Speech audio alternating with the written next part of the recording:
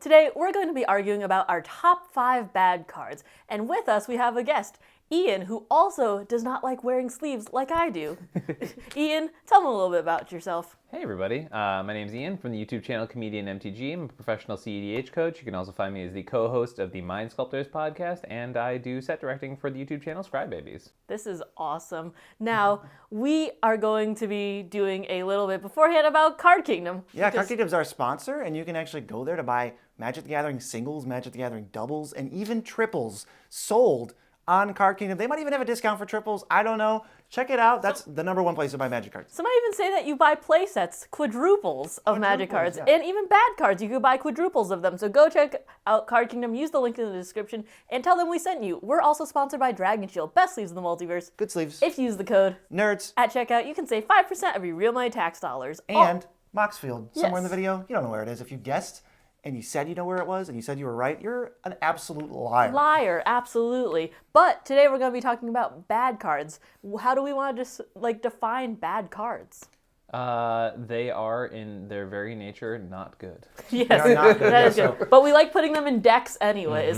So we're hoping to win over you, the viewer. You're going to let us know at the end who has the best top 5 bad cards. Yes. We're going to explain it to each other. We're going to argue about it, and I'm going to win, probably. So Never. in the nature, they are good bad cards.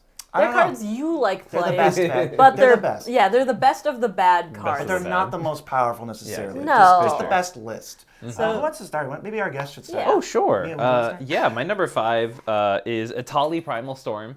I love this card so much. It was literally one of the first cards I ever pre-ordered when I saw it online. It's not objectively very good. A lot of the times you'll go to combat and you flip over a bunch of mountains, but sometimes you're like, well, I put an Eldrazi in my deck, woo! And then you have a big dinosaur and it's great.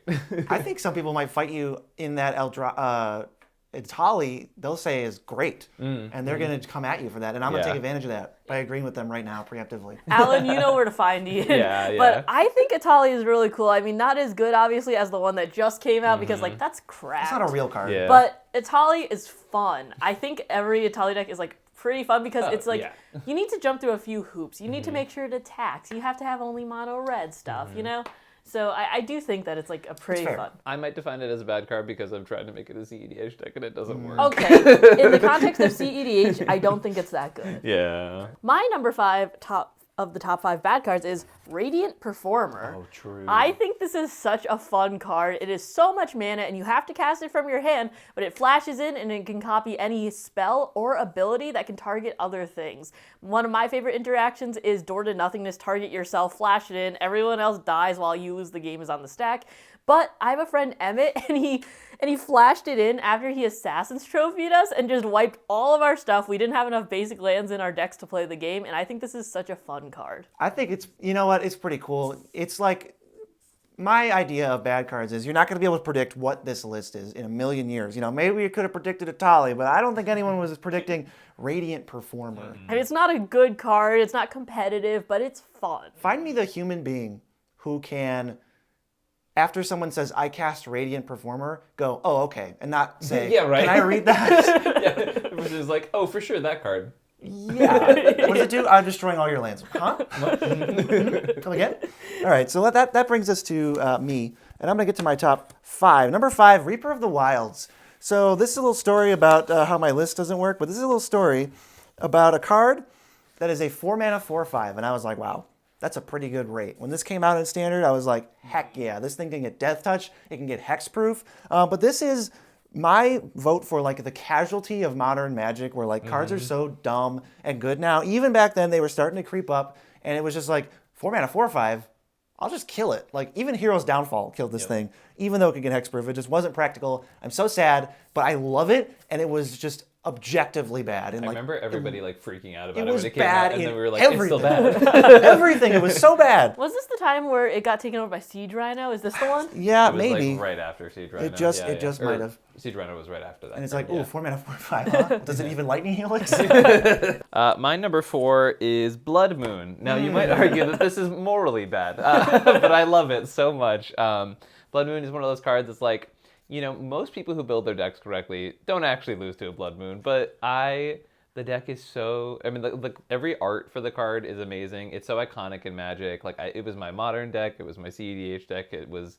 I never played in casual because I'm not a monster. But like, I love the card. I love the art. Blood Moon is so iconic to like myself as a player for sure. I just remember we were at Alan's house and Evan got like turn 1 Blood Mooned, and I was like, and it was just like, it's such a crushing feeling when you're like, all right, I guess I'll just not play. Yeah.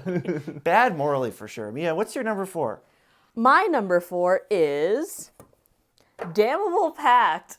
Again, I actually don't even know what this one does. It is a black, and X spell. Target player draws X and loses X. I like this because it's really funny because I've killed people with this before. But you can also draw cards with it. It's a lot of mana, but it's really funny to just end someone's life with this. So sort of like super duper mega Sign in Blood. Yes, literally. Because people love that you can target someone with Sign in Blood, but Sign in Blood is actually pretty good. Yeah, but this, bad. Yeah, that card is pretty bad. I'm trying to poke holes in your list, and you're bringing your A game. Dude, this is like, I remember playing this in the OG like Edgar pre-con when I first got it, because obviously back in the day, like the farther you go back, the pre-cons were so much worse. Like every single year it gets like monumentally better. But like, so this was 2017. We still didn't have good card draw in Mardu. So I was playing Damnable Pact and it wasn't good. What's your number 4? My number 4 here is going to be Woodland Wanderer. Woodland Wanderer is 3 and a green for a 2/2 with Vigilance and Trample, and it's Converge. So for every mana you spent to cast it, enters with a +1/+1 counter. So again, I looked at this and I was like, 4 mana 6/6 with Vigilance and Trample? Are you kidding me? This was in the format of fetch lands and the Battle for Zendikar like Tango lands. So you were going to fetch like, you fetch a Flooded Strand into a Prairie Stream, and then you have like a Mountain and a Swamp, and then you cast this with your other forest, and it's a 6/6. And I just thought at the time, this is a little story about me that a lot of people know actually because it's embarrassing. I thought this card was fire, and I was like, this is a sleeper. This will be good in 5 to 7 years when there's some kind of dumb effect that like, if you spend different colored mana on something, it like refunds you in some way, and this will be like a 1 mana 6/6, and it'll be broken. I don't even know if a 1 mana 6/6 would be good today. If it was just a 1 mana, I don't even know. But this was a card I traded for, and I currently own 252 copies, and they are sitting in a box in a closet waiting for their moment to strike. It's just a stack. It's a big stack. I got foreign ones, I got foils, I got non-foils. Oh my god. Because every single time, wouldn't you be like, oh yeah, like if I'm trading, like yeah, just add in the Woodland Wanderer. Every trade. It was a throw-in on every single trade I did for like a year. Oh my god. Fun fact about me, I'm currently invested in Woodland Wanderer. And looking for a way out if you want to buy Let's some. spike the price. Yeah. Let's make it happen, gang. 50 cents is all I need. That's amazing. I think Converge, I feel like in theory should be better. And Yeah. it's just They were so safe with it. The coolest was- one we got was Bring to Light, right? Well, that's the thing. It's like it's a very safe mechanic because you have to pay the mana, right? Like it's like there's no way to cheat it because it's like, well, if you don't pay the mana into it, it does less stuff. Yeah, like if you Atali Yeah. a Painful Truths, nothing happens. Yeah, it literally does nothing. Which is why Atali's so bad, by the way. Yeah, right. All right, so Ian, what's your number 3? Yeah, my number 3 is. I almost forgot for a second. Grip of Chaos. Okay, so We got a reader. yeah, this is a 6 mana enchantment for it's 4 and double red, and it says if a target would be put on the stack for a spell and ability, you reselect it at random. So not the funnest, but absolutely bad. It's Yeah, a bad. honestly. It costs 6 mana. It is objectively a very bad card, and it doesn't even like favor you technically. It just makes it a little more random. Like it's equally bad for everyone, and you get to pay all the mana to cast a spell. Oh, joy. I do really like it in decks where you just play a bunch of big creatures.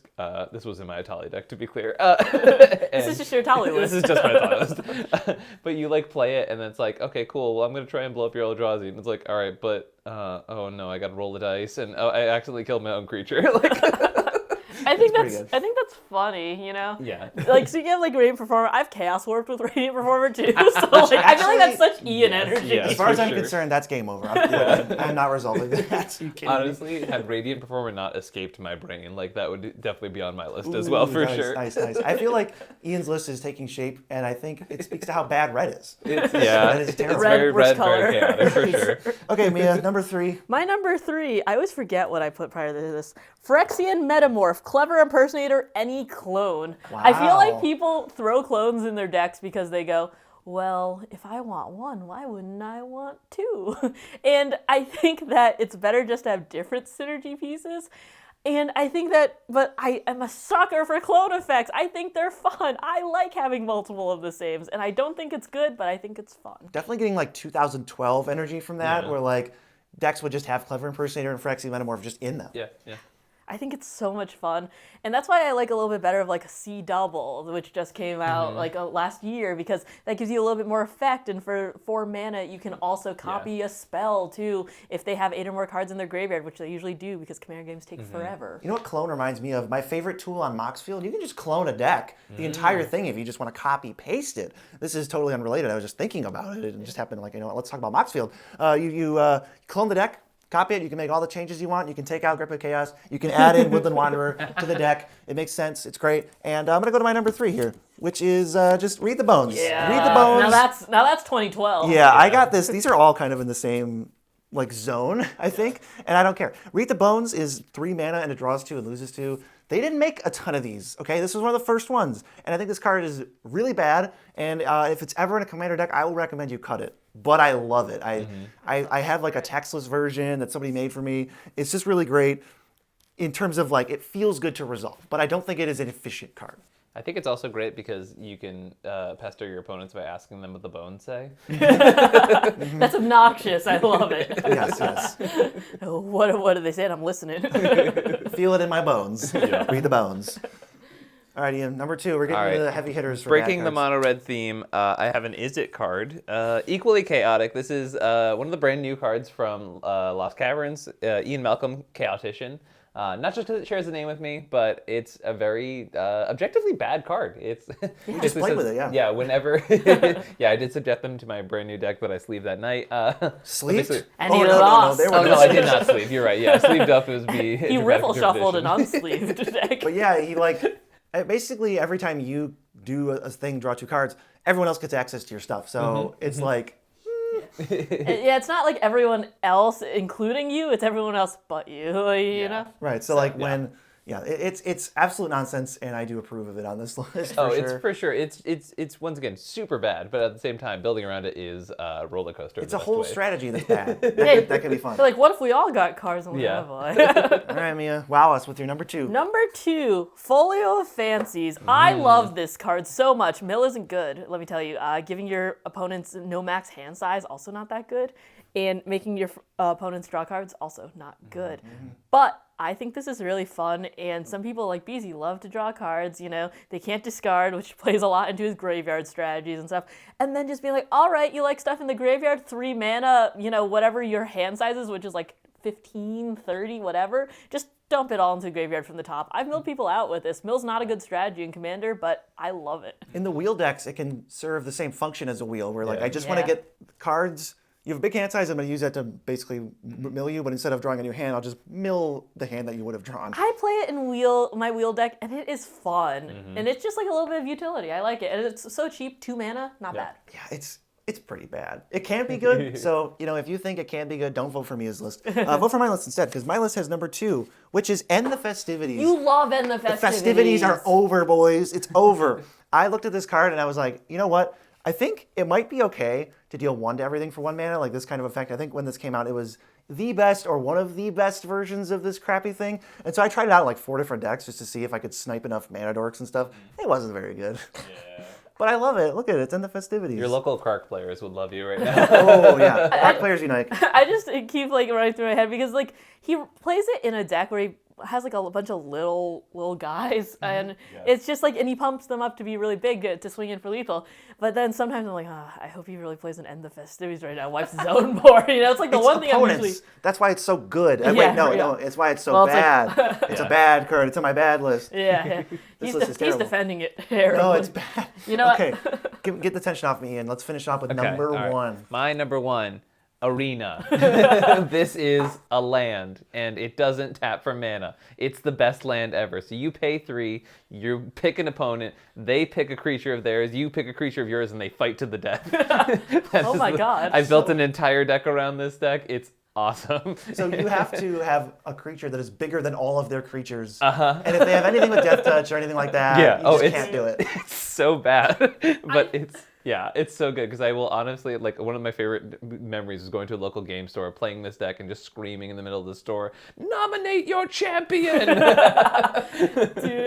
I thought you just wrote like Magic Arena, I thought too. and you were just like, "Screw you, Magic Arena," and I was like, "Oh my god!" So this is a platform for playing Magic. And I hate it. This is way better though. I do like. I do like this. I've Arena, never classic. seen that, but I want to see it now. Back in the so day, good. there were not as many utility lands. All right. There was no Kessig Wolfrog. If you still have that deck, I want to see it. Yeah, I'm pretty sure I have a version of it right now. Yeah. Good. Okay, Mia, number 1. Manatithe. Yeah. I love Manatithe. I'm a Mardu player, so obviously we don't have that much access to counter spells. But hitting a Manatithe and making sure they don't have they can't pay 1 is so good. I hit it on BZ on a Mystic Confluence recently. It was so good, and I love it. I don't know. It's not good usually because it's just like usually they have at least 1 mana to spare. It's like, I don't know, but when you can get it, perfect. Undeniably bad. Manatithe is a perfect bad card. Like- When it's good, it's like, oh, this is the best card in the entire world. And when it's bad, everyone's just like, why the f*** are you playing Manatithe? All Wizards needs to do is just create cards that are terrible. Yeah. But when they work, people lose their minds and Yeah. feel great about it because that's like perfect Magic. But I'll get to my number 1. I may have mentioned it earlier, but it was still worth coming on here. Siege Rhino. All caps, because when Siege Rhino came out, it totally invalidated almost everything else that was going on at the time. There was like Siege Rhino and Mantis Rider and like Jace Vryn's Prodigy, and that was the whole format. Maybe Elspeth was in there too. But this card's amazing, and it lightning helixes your opponents when it enters. I love it in Commander. I think it's, but unfortunately, it's not good in Commander. Obviously, like 4 mana lightning helix for all 3, whatever. But it also is not even good in 1v1 Magic anymore. So it is now in the place where like Reaper of the Wilds is, where, you know, like something like Shieldred comes out and like, what 4-drop do you want to play in Pioneer? And they're like, no, not our Not boy Siege Siege Rhino. Rhino. I tried it in Timeless. I tried it everywhere this is possible to try. I've tried it, and it's just not good anymore, and it's so sad. It was undeniably the best card in the standard format, but It was insane. Yeah. Everyone was like complaining about it every 10 minutes, and now it's just like, wait, Siege Rhino was good? the Arena Zoomers don't even know what this is. They're like, what is this list, BZ? What is happening? Like, I know what Clone is, and then they thought you meant Magic Arena. yeah. All right, this is our list. Ian, where can they find you if they want to see less of us and more of you? Yeah, you can find me at youtube.com/comedianmpg if you want to find me talking about CEDH stuff. Once again, The Mind Sculptors is another CEDH podcast I'm a part of. And yeah, I help out Scribebabies a lot, so youtube.com/Scribebabies, all those lovely places. You can find me on Twitter and all of that social media stuff too. Yeah, let us know which of the top 5s is your favorite, which was the best. And if you want to watch Lewis Stardust give her top 5 on Little Guys, that video is right here.